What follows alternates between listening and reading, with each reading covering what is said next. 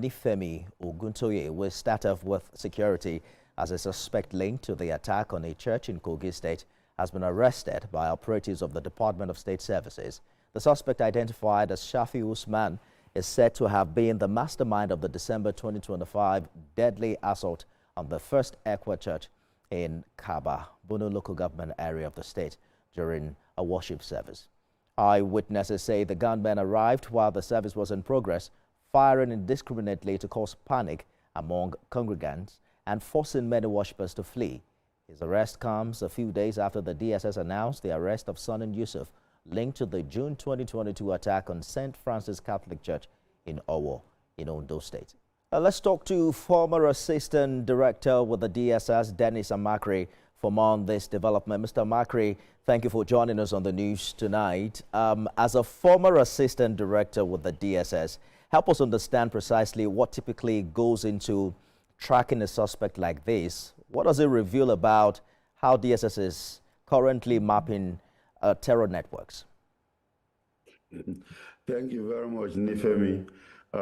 Yes, I'm happy that, this has happened, and of course, they are being appreciated, and that's what we've been saying. The armed forces and the security agencies should be appreciated in what they do. It's not all the bad news that we hear all the time.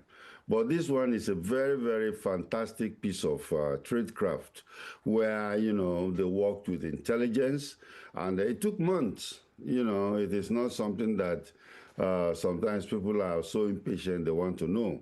But it took months of real tactical intelligence, of course, management of agents, serious surveillance operation, and then finally, catching up with the guy and bringing him to justice.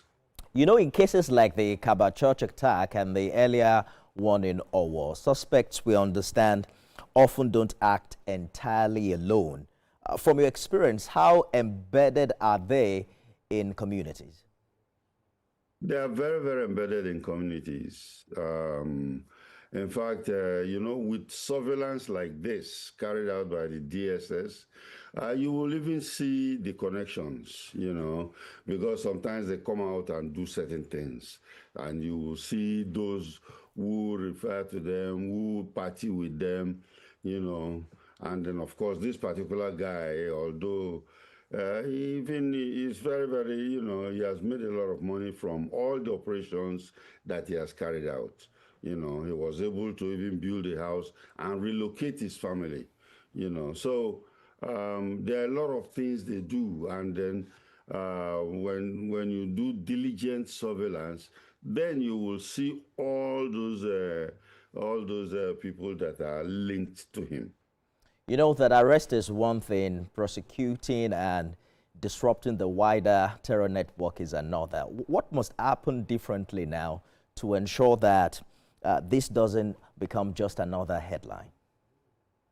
For now, for that particular operation that took place, I think he is the last piece, that they were looking for, for the killing of those 40 people at the church. So they've got him, and I think they'll go ahead and prosecute him. If there are others, one thing you have to understand also is that before they're even taken to court, during interrogation, they divulge a lot of information.